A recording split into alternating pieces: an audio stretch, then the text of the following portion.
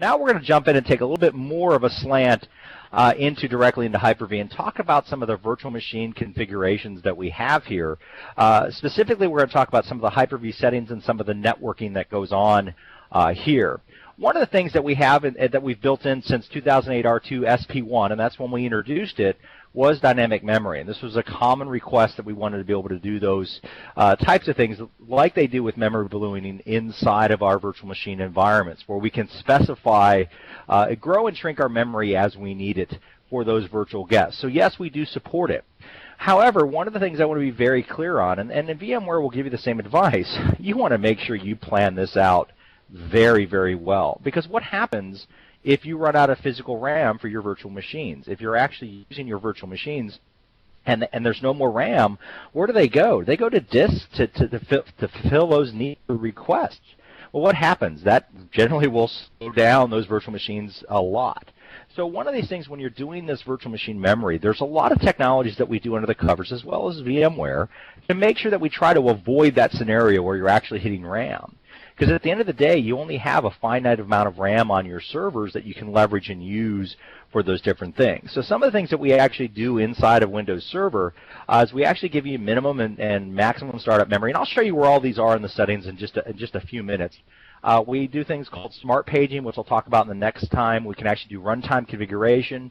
You can increase the memory without having to restart those systems. So you have the ability to kind of have that, hey, I need to increase this workload, or I can give it a range, and you'll see that here in just a minute. We have smart paging. Smart paging is all about when do I want to use my memory versus my actual hard drive space. And there's going to be times when you've given a virtual machine a certain amount of RAM, and it's not using that amount of RAM, but there might be requests that need to use or leverage that RAM. It's Hyper-V's way of basically saying, hey, you know what, for this particular access, I can move this down to page file or down to disk while that request is being used. But the minute that VM says, I need that memory back, I'm going to give it back inside of it. And that's very similar to what hypervisor swapping does for VMware. And smart paging is just our way to be able to handle those requests when we get out of that band and out of that concept of memory that we use inside of our environments. Okay. Remove page memory after virtual memory restart. And then eventually that memory is going to come back as reclaimed after our startup. So we have ability to work with those types of things like memory. Moving on quickly into virtual hard drives. This is our VHD, VHDX are our hard drives. These are compares to our VMDK. Just a couple things that you might be interested in. We actually support up to 64 terabytes inside those VHDXs versus 2 terabytes for a VHD. So even with our own technology, we really grew how big these virtual hard drive files can be that store our virtual machines and work with them. There's a lot of things we've done with storage under the covers to help protect them underneath the covers, optimize structure for large sector. We've increased the storage protection. We've done a lot of things to really improve how our virtual hard drives work and how they're leveraged inside of the environments. So when you look at these types of things, we can do a lot of things, and that's not even addition, not even talking into, and I don't think it's anything we're going to get into today around snapshots and how we handle snapshots of these files, but we actually do that same kind of level of thing. Oh, side note, because I got a question early on. Matter of fact, one of my counterparts, Julianne, actually emailed me a question before we started. Somebody was on early and asked me a question about DCs and domain controllers. Just real quick before I forget, because I just talked about snapshotting. One of the important things that we put into Windows Server 2012 Active Directory. Now, folks, this is not a Hyper-V or virtualization topic. This is AD real quick. We actually make it virtualization safe now. So you can actually, if you remember in prior versions and even earlier versions of VMware, we said don't virtualize your domain controller. Okay, you virtualize your domain controller. Don't take a snapshot. Okay, you take a snapshot. Don't ever use the snapshot. And then you use the snapshot, and what happened to your DC? You had GUI rollback, and chances are that DC stopped being a DC. Well, in 2012, Server 2012, we actually introduced a new attribute, basically a hypervisor GUI ID, a virtualization GUI ID in a sense, to control that. And I'll put a link to an article later in the chat when I get when Tommy's up next. But basically, at the end of the day, with our VHD files, we now can handle that snapshot rollback because we actually track the attributes inside of Active Directory. It was such an important fix to AD. We actually exposed the API, and VMware adopted it as well as we did adopt it with as Hyper-V, as you might imagine. So we're doing a lot of things to help understand the capacity of how that storage under the covers is using. Speaking of those VHD files, specifically on the VHDX files, we can actually resize them dynamically online. I hear a big hooray. This is something we introduced with R2. We can even shrink them if we want to as well online. So we can grow and shrink our VHD files dynamically through our tools inside the virtual machines that we have. So we have the ability to leverage additional space, something that VMware had for a while, and we actually just added. And I don't think, as of yet, VMware can shrink, but I'll be surprised if they can't do it. But we can now grow our VHDs online inside the environments. Storage quality of service. Now, this is interesting to me. When we talk about this, we talk about IHOPS, and really, you know, I like how we understand the metric and how we look at how we can improve this, and you can trust the performance mod tools that are there. But what's interesting to me is that I don't think anybody really cares so much about the storage quality of service, although it's fairly easy for us to implement. I think you care more about latency and how do we handle the speed down to that storage. How can we get to the storage? And Tommy mentioned something earlier when we talk about storage and processing those files around using RDMA adapters. Well, one of the things that RDMA does, it gives you an immense amount of bandwidth down to that storage, and it's kind of the future of, I think, most people that are going to be virtualizing workloads are going to look at RDMA down to that actual storage. Depending on what you're trying to do, and I know Jeff Woolsey has done a couple demos on this, they've run into problems where the RDMA storage got so fast and it just couldn't go any faster, and they didn't know where the bottleneck was, and they thought it might have been the storage, but it wasn't the actual storage drives themselves. What they found out when they actually did all the investigation, that our latency down to our storage and to our actual things with these RDMA adapters, the bottleneck becomes memory. Now, wait a second. Did Matt just say memory? Yeah, I did. Think about that. How long have you wanted storage, speed to storage to go faster than the memory bus that we have inside of our environments? What happens there is we have an amount of just an amazing kind of amount of stuff that we can do for that to work with. So understand that when we look at this, latency is important as well. Let me just speed past this slide. It's something we put into R2. Virtual fiber channel. This is something that being able to use virtual fiber channel from our host is important. But more importantly, how do I actually use virtual fiber channel inside of my virtual machine, so my virtual guests can actually get in and use the virtual fiber channel that we have today? Well, one of the things we actually put in it, and really it's just a yes, we actually do this. We support endport virtualization ID.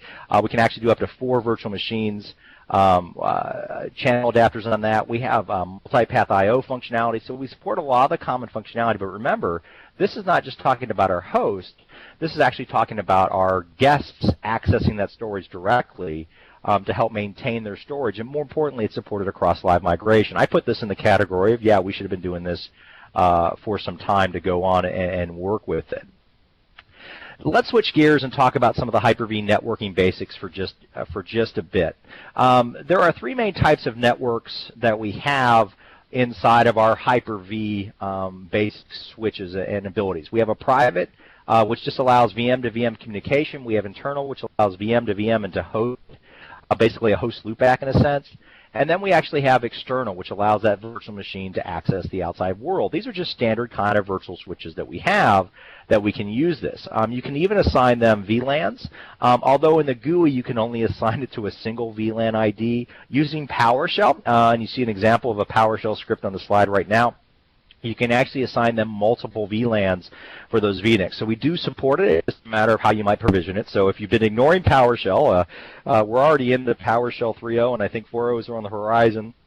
And I'm sure 5.0 is being worked on by our good friends Ed Wilson and the scripting guys up at corporate. So learn PowerShell, folks, if you haven't got a chance to do it. It's something that will save you time regardless of whether you're using Hyper-V or VMware. We have a lot of abilities to do some of that basics. But when I look at that, you know, it's not what I would call the standard switch. One of the things that happens underneath the covers is that we have a layer 2 networking switch. And this is where you're going to see some big differences between how we do things compared to VMware. And the actual comparison slide that we'll have in a second will kind of outline that for you. But the Hyper-V extensible switch that we have built into the Hyper-V servers themselves compared to the vStandard switch, or just the vSwitch. It's not the virtual distributed switches that you have in VMware. To do those types of things, that's where VMM, or in your case, vCenter, comes into play as well. So we'll talk a little bit about that later. But understand we're talking about just kind of a standard switch environment. So don't beat me up too bad and say, well, Matt, that doesn't do all these things. Well, this is just what's built into Hyper-V itself. We have those abilities to work with those types of things. But what makes us different here is how we can do the same kind of stuff. If you look at it, we do bind to a physical NIC or a team. We can bypass it if we're using SROV. We can do the same kind of things that VMware does, but we approach it in a very different way.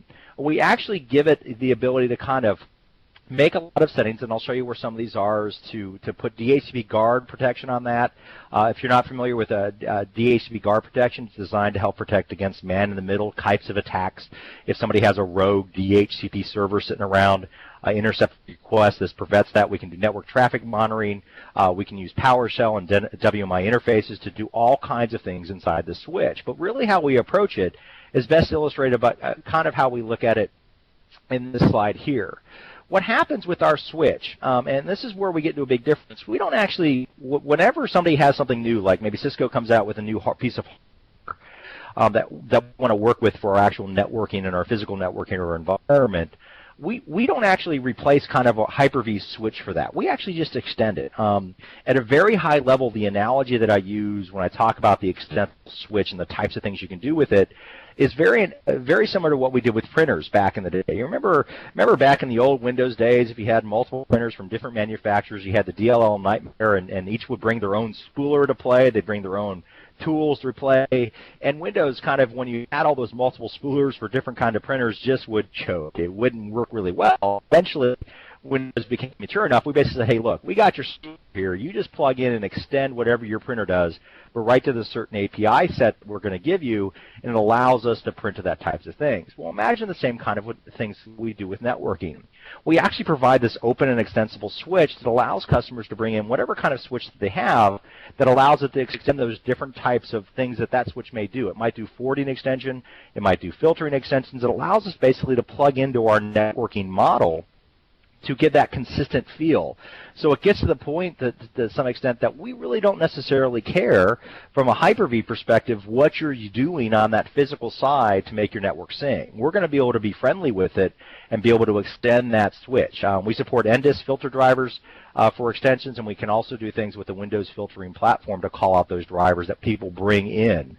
And we actually support a lot of the common providers here in this thing, and there's several partners. Cisco's Nexus 1000, which is probably, if I were to poll the thousands of you that were on this call, I would imagine probably a hefty percentage is using the Cisco device and probably a Nexus device, especially if you're using that.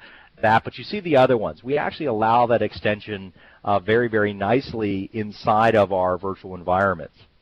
So when you compare it, lots of yeses here. The difference is that we don't actually replace it. Ours is open and extensible. So it's kind of geared to not only what the networking gear does today, but what that networking gear is going to do tomorrow. Whereas VMware, they kind of replace those different things, and you get those cute little balloons when you have the Cisco switch embedded into that driver. But we actually don't do those types of things, and that's where I think fundamentally you'll see the biggest difference in how you accomplish things with virtualization in Microsoft technologies versus virtualization in VMware technologies. We approach networking very, very different of how we do those types of things. But at the end of the day, if you look at the list, especially when you compare Hyper-V to Enterprise Plus, it's a lot of yeses, and we accomplish the same types of tasks. We just go about it in a very different method. And one of the things, and I'm sure Tommy will probably talk about this later, is that this is one of those learning curves. This is one of those things that you're going to kind of have to learn how we do the networking to understand it. But at the end of the day, we offer that same kind of feature parity that you're used to seeing. We also have the ability inside of here to do a lot of things from our virtual guests. So kind of a comparison to our original slide that we had before. If you look at the differences that we have inside of our servers, it's actually pretty minimal of the differences that we have, other than the types of sizes of VHDs. But for the most part, they're the same types of stuff that we support inside our virtual guests. The types of things that we can actually do in our guests versus the types of things that you may not do. So when you look at this list, just understand our VMs are very, very friendly. So what I want to do right now is I actually want to take you through and actually show you a bit. So I'm going to hop into my demo environment. So I'm just going to share out a virtual lab environment I have. And there it is. And I'll give it a second to load up inside the screen. If I can get Tommy or Eric just to give me a hi sign in the live meeting chat that it's live, that everybody's seen it, then I'll go. Yeah, it takes a little bit for it to come up here. Okay. So it is just about there. It's just about there. You can go ahead. All right. Thank you, Eric, very much. So right now I'm inside a Hyper-V Manager, and this is where I have my things that we have. And we're going to talk about networking first. I'm just going to hop into the Virtual Switch Manager. Notice that I have my different switches that I have, internal or private. And if I say let's just create an internal virtual switch, it's going to give me the abilities to enable that VLAN identification. Notice that we only have that one choice here, but with PowerShell you could do these types of things. You can also set the classification. Once again, this is just the basics of networking that we have. So when we look at this and you create those types of storage environments, you have the ability to do some real basic things here. We're going to show you a little bit later when we get into VMS. We have some time to show you a little bit more of what happens with the networking under the covers. The more exciting thing is inside of Hyper-V Manager, if I just right-click on this and go into Settings, here's where you can start to get in to configure all the different types of things that we have inside of Virtual Machine Manager. Notice the different types of hardware, and right now kind of a trivia question I could ask everybody is, what generation of virtual machine is this? Is this a Generation 1 or a Generation 2? This is actually a Generation 1. I know that because the legacy network adapter shows up in that list for me. And more importantly, I have an IDE controller. We actually have a Generation 2 that we introduced in R2. Provide some enhanced performance for our virtual machines. But if this one's just Generation 1, which for what we're doing right now is perfectly fine. So one of the things that we talked about was memory. Here's where you can come in and actually configure the different memory. We can give it the startup RAM, and we can give it minimum maximum. And you might be noticing or curious, why is my startup RAM more than my minimum memory for that system? Well, generally speaking, when you start servers inside of environments, they need more RAM to actually turn on and get going than they may actually use on an average basis. And then I noticed I had the minimum maximum memory set up for this particular virtual machine, and well, how do I know that? And that's where using tools like Performance Monitor is going to give you indication, or even Hyper-V Manager. It's going to tell you how much memory you've assigned and how much memory the actual virtual machine is using. So just doing some basic memory and baselining here will tell you what numbers you need to put in here. But once again, folks, you want to plan this out very, very well so that you don't ever run out of physical RAM on your servers, because that just becomes a slow day for all your actual different environments that we have inside of here. So notice we also have the memory weight. We can control who gets more memory. So when you think about which VM do you like more or has higher priority, you can control who should get the memory and who shouldn't, that type of thing. Our virtual processors, we have the virtual procs that we can add into the system. One important thing I always like to point out is compatibility. One of the nice things, if you have processors of the same family, Intel to Intel or AMD to AMD, what happens when you move one virtual machine from host A to host B? Well, that's where compatibility can come in to help you, especially if you're doing things like live migration or aka vMotion, something Tommy will talk about in the next section. But you want to make sure you're doing that physical compatibility, especially if you're moving to a different architecture. And what happens is our modern OSs will actually detect those changes and extend that drive for us. Here's my SCSI controller. Just one thing that I could actually do. If this virtual machine was running, I could actually add in a virtual server, virtual hard drive hot, right from within inside of here, inside of my Hyper-V Manager. So it gives me the ability to add additional storage for me to use very, very easily inside of it. Oops, I hit cancel instead of just moving past that. Let me go back into settings here real quick. Notice we have diskette drives. If anybody has those virtual floppy drives floating around, we can still do that. I'm kidding, by the way. We have our VM networking that are here. Notice I can choose if I want to connect it. Do I want to do LAN identification? I have the ability to do hardware acceleration, and what you see with a lot of things that's happening in the virtualization space, it's actually really, really exciting. When you think about virtualization, one of the great things that the people are trying to do is think about why do we virtualize, right? So we could do more on those servers. We could actually leverage more memory, more processor by doing different functional workloads without them trampling on each other. But what we found is the more and more we virtualize, the farther we got away from our hardware, things got slower. But what you see happening from VMware and from Hyper-V, from both sides of us, is if we have hardware that can perform a certain task, like Tommy talked about offloaded data transfer, why should Hyper-V get in the middle of moving a virtual machine from a piece of storage to another one? It should. right? What you see is a lot of things where, hey, bypass the hypervisor layer. Do not collect $200. Do not go to go. Go directly to jail, right? In other words, go directly to the hardware. So what you see here in the hardware acceleration is kind of our way of saying, hey, what? You have network hardware that has certain sections. So maybe that network hardware has an encryption type of chipset where you can do IPsec. We can actually tell this virtual machine saying, hey, don't try to do it inside your OS. Just send it right down to the network card. Why? Because it's probably going to be faster for you to work with it. We have failover TCP/IP. I know Tommy's going to demo replica, so I'm going to save that for later for him and those types of things. So we have the ability here to work with our different services, and we can control the locations of our smart page locations and different things, control the actions of what happens if things turn on, so we can control startup order. Now, bear in mind, this is just the basics of the tool that we have. I want to give you just a quick little tease and show you what this looks like inside a Virtual Machine Manager. So here I have System Center Virtual Machine Manager 2012 R2. And notice I have the same virtual machines for me to look at. I'm just going to right-click on one, and I'm going to go into Properties here, and this is going to show me the different types of things that we have inside of here, what the status is. Currently it's turned off. It's not working. Here's my hardware configuration. This should look familiar. This is just what we configured or saw in a sense. We have the availability, whether this is going to be a highly available switch or not. And I can also create a new one, or I can save this. And what this does inside of VMM is that you're generally going to have hardware that's going to have a same kind of common hardware footprint. What you can do is save this as a hardware profile that you can assign to new virtual machines that you can create. So we have the ability to save that kind of information, but for the most part, this is the same kind of stuff. And if you take the networking here, this looks a lot different. And this is where you start getting the kind of the you know it from a VMware perspective as the distributed networking components. But that's where VMM can start doing that virtualized network for us and do some of those segments that are here. So this looks a lot different than what you might be used to seeing. But we still have the ability to browse and change the different VM networks that are here. We have the same kind of things around our hard drive, how much storage we're going to have. Do we want to compact that drive?